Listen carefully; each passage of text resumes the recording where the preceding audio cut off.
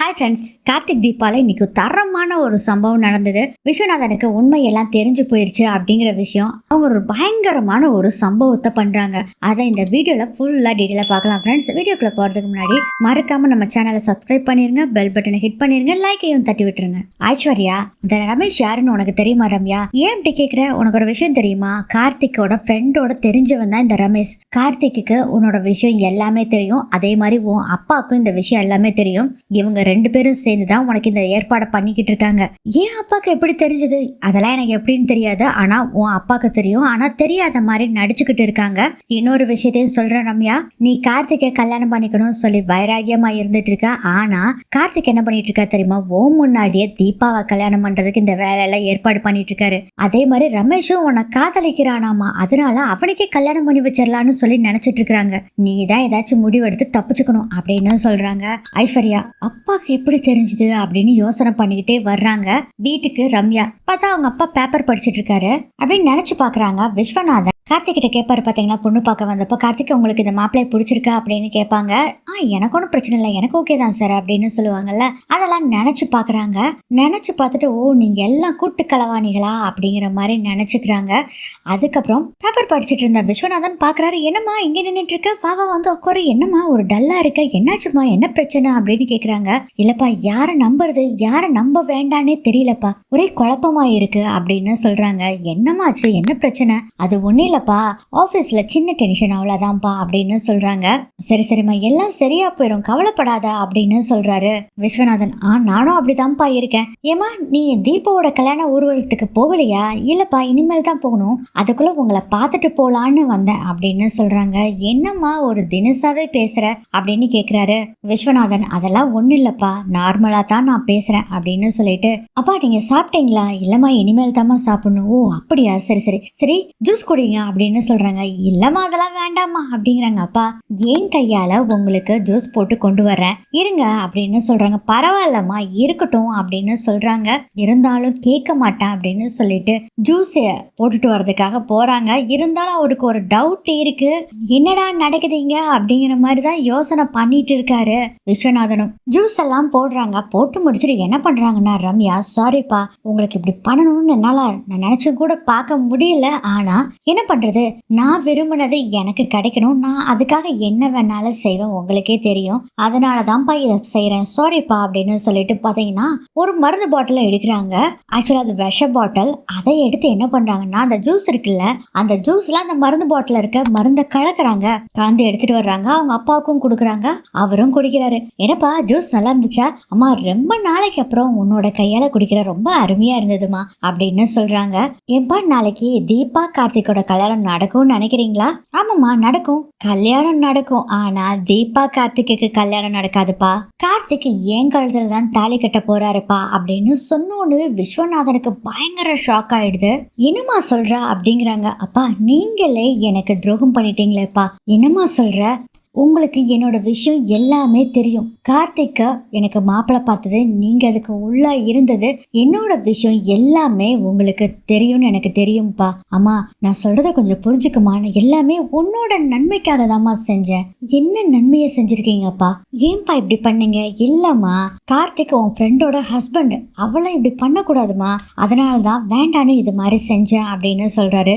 பா, கார்த்திக்கு எனக்கு பார்த்த முதல் மாப்பிள்ளப்பா, நீங்க தானப்பா அவரை பார்த்தீங்க. நான் மட்டும் அவரை பார்த்து ஓகே சொல்லியிருந்தேன்னா இன்னொரு அவரு என்னோட ஹஸ்பண்ட் பா. இப்படி நீங்க மோசம் பண்ணிட்டீங்களேப்பா. இல்லம்மா, அது தப்புமா, அது முடிஞ்சு போன கதை, அதனாலதான் நாளைக்கு நானே கல்யாணம் பண்ணிக்க போறேன் அப்படின்னு சொல்றாங்க. வேண்டாமா, இது பெரிய பிரச்சனைமா, எல்லாத்துக்கும் பெரிய பிரச்சனையாயிருமா, இப்படி மட்டும் பண்ணிராதா அப்படின்னு சொல்றாரு விஸ்வநாதன். பேசிட்டு இருக்கும் போது விஸ்வநாதனுக்கு தொண்டையெல்லாம் கரகரன்னு இருக்கு. அம்மா, என்னமோ தொண்டையெல்லாம் கரகரன்னு இருக்குமா, எரியுதுமா தொண்டையெல்லாம், கொஞ்சம் தண்ணி கொடு அப்படிங்கும் போதே அப்படியே மயக்கம் வர்ற மாதிரி இருக்கு, என்னமோ தலை கிறுகிறுன்னு இருக்குமா, எனக்கு ஒரு மாதிரி இருக்கு அப்படின்னு டப்புன்னு சோஃபால உட்காந்துறாரு.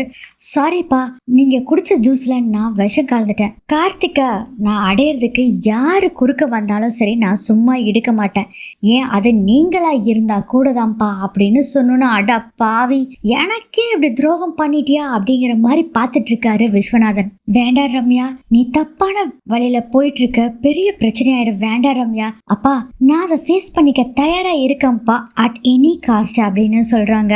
அப்படின்னு ரம்யா சொன்னோன்னே, வேண்டாம் ரம்யா, இந்த அப்பா சொல்றத கேளு, அந்த கார்த்திகை நீ விட்டுரு, நீ உனக்குன்னு ஒரு வாழ்க்கையை தேடிக்கோ, அது பெரிய பிரச்சனை, வேண்டாம் விட்டுரு, இந்த அப்பா சொல்றத கேளுமா அப்படிங்கிறாங்க. கேட்க முடியாதா அப்படிங்கிற மாதிரி நின்றுட்டு இருக்காங்க ரம்யா. அப்படியே மயக்கம் போட்டு கீழே விழுந்துறாரு. சோஃபால உட்காந்துருந்தவர் அப்படியே சாஞ்சிடறாரு விஸ்வநாதன். ரம்யா அப்படியே கொஞ்ச நேரம் உட்காந்து கண் கலங்குறாங்க. அதுக்கப்புறம் பார்த்தா கண்ணை தொடச்சிட்டு எழுந்திரிச்சு போயிடுறாங்க. அடுத்தது பாத்தீங்கன்னா ரூபாவை காமிக்கிறாங்க. ரூபாவோட பாட்டி கதவை தரன்னு கதவை தட்டிக்கிட்டு இருக்காங்க. பாட்டி, எதுக்கு பாட்டி இப்படி கதவை தட்டிட்டு இருக்கிற? நான் அவமானப்பட்டதெல்லாம் பத்தாதா? நான் கொடுக்குற அந்த பிச்சை காசை வாங்கிக்கிட்டு எனக்கு பாட்டு பாடிட்டு இருந்தவ இப்ப பெரிய ஆளாகி கார்த்திக்கு கூட மனைவியா இருக்கா. அதை பார்த்து நான் சந்தோஷப்படணுமா? அதுக்காக தான் வெளியே வரணுமா?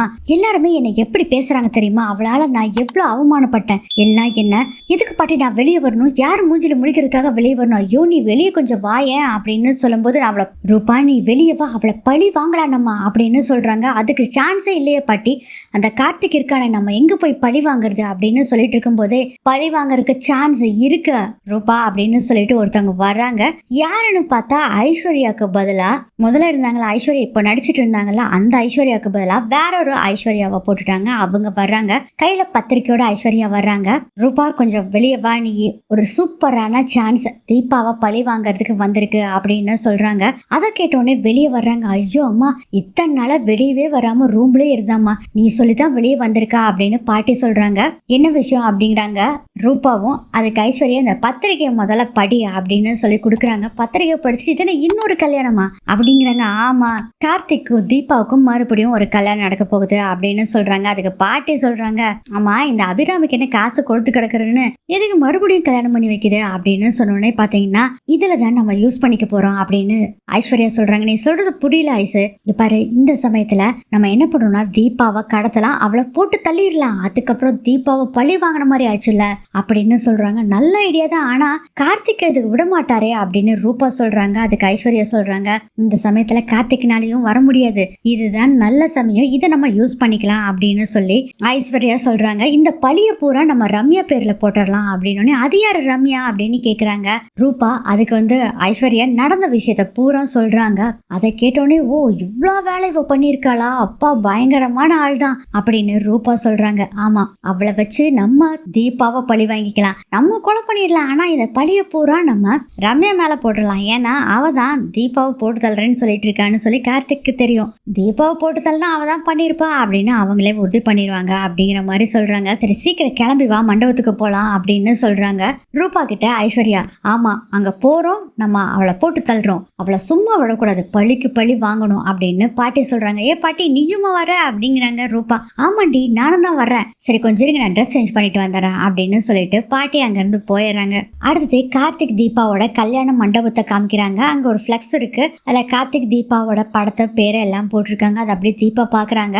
முதல்ல கல்யாணம் நடந்தப்போ அவங்க முக்காடு போட்டுக்கிட்டு கார்த்திக் நட்சத்திரா ஃபிளக்ஸை பார்த்துட்டு இருப்பாங்கல்ல, அதை நினைச்சு பாக்குறாங்க.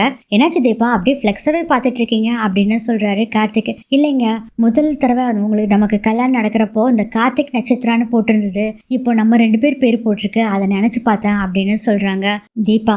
இப்போ நம்ம 2 பேர் பேர் போட்டிருக்கு, எனக்கு ரொம்ப சந்தோஷமா இருக்குங்க அப்படின்னு சொல்றாங்க தீபா.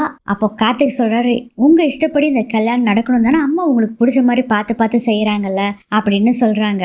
ஆமாங்க அப்படின்னு சொல்லிட்டு இருக்காங்க தீபாவும். அப்போ அருணாச்சலம் சொல்றாங்க, என்ன நாச்சியா, பொண்ணு மாப்பிள்ள 2 பேர் வந்திருக்காங்க, ஆரத்தை எடுக்காம நீங்க பாட்டெல்லாம் நின்றுட்டு இருக்கீங்க அப்படின்னு சொல்றாங்க. ஆமாங்க கரெக்டு தாங்க அப்படின்னு சொல்லி ஒரு அம்மாவை கூப்பிட்டு ஆரத்தி எடுத்துட்டு வர சொல்றாங்க. ஆரத்தி எடுத்துட்டு வந்தோடனே பாத்தீங்கன்னா தீபாவுக்கும் கார்த்திக்குக்கும் அபிராமிய ஆரத்தி எடுக்கிறாங்க. தீபாவுக்கு ரொம்ப சந்தோஷம். இதோட இந்த எபிசோட் முடியுது.